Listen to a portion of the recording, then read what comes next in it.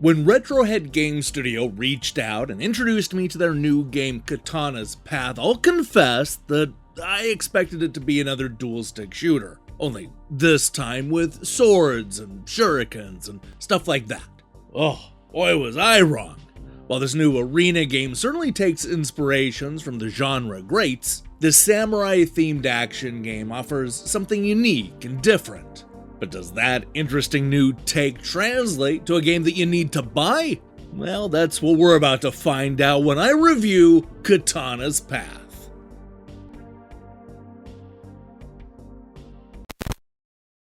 In the spirit of the old arcade games from the early 1980s, there's no story or setup for Katana's Path. Pretty much everything that we know about our hero comes from the exterior artwork, which hints at a futuristic samurai character with blue shoulder pads and cybernetic wiring all over his face. The titular hero appears to be the different katana blades, unless the samurai's name is Katana and he also uses a katana, which would be confusing. Of course, it doesn't help that neither our hero nor the sword appears to be on much of a path, as there are only 3 levels that don't actually lead to anything. Look, this is just an arena-style slasher where you see how long you can survive while battling wave after wave of similar-looking bad guys. As an action game, Katana's Path doesn't exactly play like all the other games of its type. You might think that the samurai hero would swing his sword around instead of a more traditional shoot-'em-up that you might see from like Geometry Wars or Smash TV, but that's only partially true. This is not a hack and slasher, at least not in the traditional sense, as we never actually even hold on to the blade. Instead, the katana moves independently from our hero, which means that you're going to need to track where both of them are on the screen at all times. For the most part, the sword is just going to stay in one place until you either command it to return to the samurai or you throw it across the screen. In both cases, the blade will defeat the enemies that are in its path. So a lot of the strategy comes down to moving our hero around to put the bad guys in the path of destruction. You know, like a katana's path. When we're not throwing the sword or ushering it back, it just sits there, stationary. That is, unless you hammer the left mouse key, then it's just gonna slash around and hopefully hit a bad guy or 3. This actually creates a really unique and interesting dynamic where our hero and his weapon can be on 2 completely different sides of the level. That's a compelling mechanic that I haven't seen in a whole lot of games before. It definitely gives this game personality, and I had a lot of fun testing to see what the sword can do.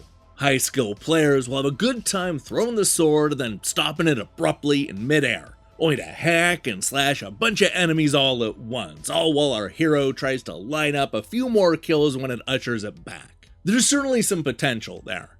Now, it's worth mentioning that while the samurai never actually gets to hold the katana, he's not completely defenseless.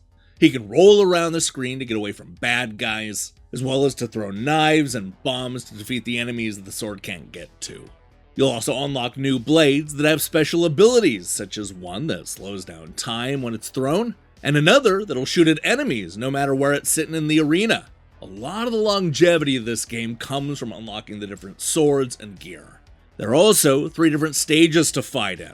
The first is unlocked right from the start, while the other 2 require a certain amount of enemies to be killed to open up. The stage designs have you fighting through city streets, in a beautiful garden, and in what appears to be some sort of cemetery. You'll find that some of these arenas have traps that'll fight against our heroes, such as a spike field or a buzzsaw that slowly goes back and forth. These are easy enough to avoid on their own, but can be a real pain when you're being chased and surrounded by bad guys. Because a lot of the variety comes from the different stages, it's a shame that you only get 3 of them to fight through. This is the kind of game that really would have benefited from maybe 2 or 3 times the amount of stages, each with different traps and obstacles. As it is, there's a level of repetition that starts to creep in sooner than you would want. It's not just the lack of stages that is to blame, as it certainly doesn't help that there aren't any power-ups to collect. Sure, I suppose you could argue that the different swords work as a type of power-up, but what this game needs are little items that appear randomly around the stage. It'd be cool to be able to upgrade your sword and powers mid-battle, even if it's just a temporary boost. I hate to say it, but I also found it frustrating that I couldn't pick up the katana and just swing it around like, a sword. Don't get me wrong, the idea of throwing and then ushering back the blade is unique and a lot of fun, but it just seems like I should be able to walk over and grab it, allowing me to take on the hordes of bad guys in a more traditional way. If the fear is that it would make Katana's Path feel like every other hack and slasher on the market, then give us a reason or an incentive to drop it every so often. Maybe the handle gets too hot to hold, or maybe you just get 3 or 4 times as many points when you throw it at the enemy. Either way, it feels like a missed opportunity. Speaking of which, I wish the game gave me a little bit more control over how I moved the sword around the screen. You're limited to throwing it and calling it back, which gets the job done most of the time. However, it would have been nice to have a little bit more control. Specifically, I wish that I could command the sword to fly to different parts of the level where the enemies are. This would actually help the flow of the action and make things a little bit more exciting. Look, repetition has always been a problem with these types of games, but it's especially bad here. You'll unlock all of the levels and most of the gear in less than an hour. And after a while, it starts to feel like every match is exactly the same. That's sad, I don't want to come down too hard on the game, as it is only $5. Even if you only put a few hours into it, you'll likely get your money's worth, and I like that the gameplay feels fresh and unique. There's some genuinely good ideas here, and I can't wait to see what RetroHead GameStudio does next. But Katana's Path doesn't fully come together as an action game.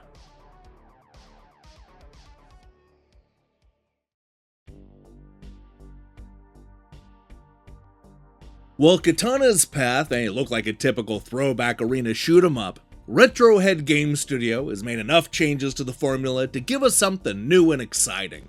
By tweaking the way the sword moves around the arena, this samurai-themed action game adds a level of strategy that I certainly wasn't expecting, and the addition of unlockable weapons, levels, and gear will keep you going for at least an hour or two.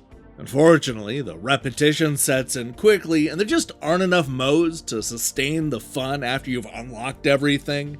There are a lot of cool ideas, and it's probably worth $5, but Katana's Path ultimately doesn't cut as deep as you want it to.